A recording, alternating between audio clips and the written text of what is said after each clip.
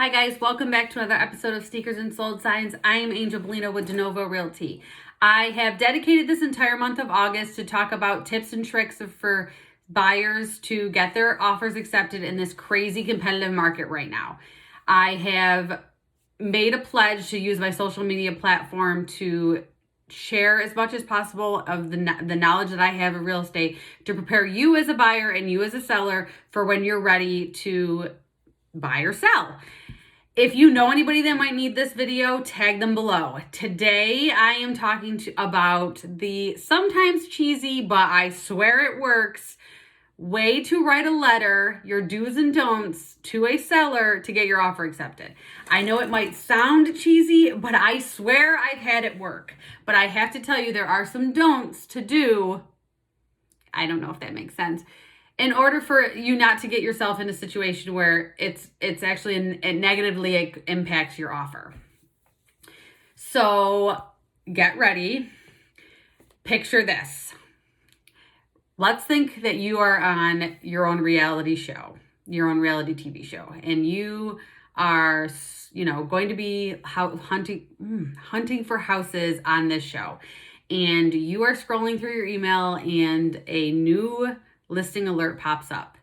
And you are looking at the pictures and you are like, this is the one. And I know those of you that have looked for houses online, this is exactly how it happens. You see it on your email and you scroll the pictures and you're like, this is it. We need to go see this. And you call your agent and your agent says, all right, we'll make an appointment. You go and see it and you realize that it's also the one for like 8 other people. You want to know the tips and tricks, and I've gone through them. So if you are in the situation or you want to know information, there are 3 other videos that I've done in previous weeks to help you get ready for this. But this video is going to show you how to write the letter that may help you get your offer accepted. So my first one, find out before writing this letter and pouring your heart out what the seller's situation is. You're not going to want to write a letter if it's a home that they're selling because someone is deceased or it's a divorce situation. If it's a sad situation, not everyone is happy about selling their home, so you don't always want to write a letter that's heartwarming when they're not happy about the situation.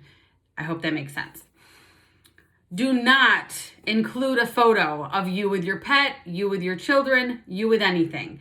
It puts you in a situation of you putting the sellers in a situation where they could be accused of violating fair housing. And for those of you that don't know what fair housing is, it's basically a law put in place that says that you cannot discriminate against anybody. You can't discriminate when someone's trying to buy your house for nothing. Ethnicity, religious beliefs, if they have children, nothing. You just can't. You can discriminate if they give you a very, very low offer though. That's the only thing. So just keep that in mind. You might write this beautiful letter about how you have kids and you all this stuff, but you want to make sure you don't include a picture, not even a coloring if your child wants to do that.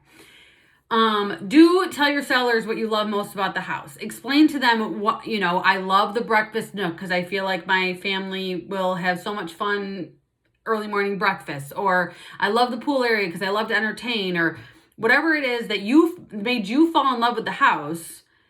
It also might be something that the sellers loved about the house, and it might make you have like a kinship with them, and they might feel like, okay, this might be the one. Do not point out any problems within the house. That is what the inspection period is for. I don't know how many of my Instagram friends, Facebook friends actually watch $1 Million Listing, but literally I get so frustrated because every episode when they're going back and forth with their verbal offers, there's one of the agents that's like, well, it needs this and it needs that as they're trying to negotiate. That doesn't happen in all the time in real life, but like every one of those listings does that. You don't want to start pointing out what's wrong with the home because it's just going to turn the sellers off. You don't want to start talking about how we love the pool, but it's going to have to get refinished. And you don't want to talk about that stuff because it's going to make people be like, well, they're just going to gut my house. Why would I want to accept them? I had a listing on the river, one of my most favorite sellers ever. I am still so close with them. They were so much fun, and I still talk to them on the regular. They owned a house on the river, and it was their parents' house. They inherited it, and it was straight out of 1960s. It had carpets on the walls, and it was very Brady Bunch, and he knew it was. And he wanted so bad a buyer that was going to keep the existing house. And everyone I talked to was like, oh, we're going to tear it down and we're going to build something new. Oh, we're going to tear it down. He ended up taking an offer that the people came and talked to him and said, we want to keep the existing structure because we love the way it looks, and we're going to just remodel the inside of the house. And that is the offer he took. It wasn't the highest offer, but it was something because he wanted to know that his parents' home was still going to be standing, but he understood people were going to want to renovate it because it was very old, but he wanted to make sure that the structure was still standing because it was a house that his parents built on the river, and it was important to him. And some of those things are very important to people. Two more. Talk about the lifestyle features in the home. Again, if there is a pool, Olympic-sized pool, or something that is going to give you a leg up and say, we have this in common, I would like to do XYZ with it, then it will give them a connection to you. I remember when I was buying this home that we're in, I actually talked to the sellers afterwards because at the time I still lived in I didn't really live in the neighborhood. My parents live right around the corner, and I was living in their house before I got engaged.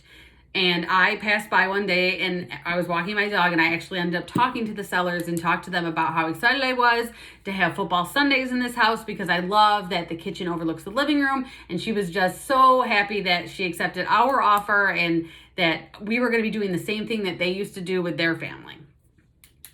So that, it's just something to keep in mind. If you have the same lifestyle as the sellers, it might, again, give you a connection.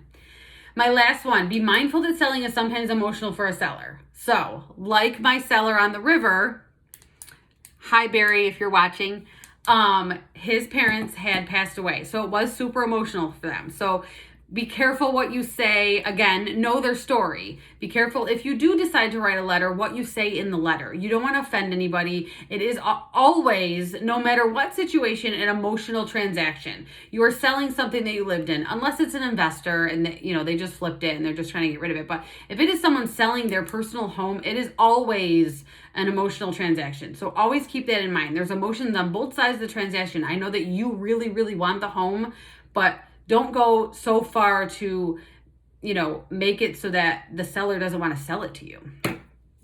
So that is a wrap. Writing a letter to your sellers. I hope I helped. I know it sounds so cheesy sometimes, and some people are like, I'm not writing a letter. I actually had a situation where the sellers, I had buyers that were looking in Rockledge, and these buyers found the house because the sellers actually wrote a letter and left it on the counter to anybody that was coming to see it. And that is why they bought the house, because they loved it. So it is an emotional transaction, whether you want to or not. My dad, since I was as young as I can remember, has always said to me, it is not personal, it is business. But it's very hard to keep the emotions out of these transactions. It is very, you just get involved in it.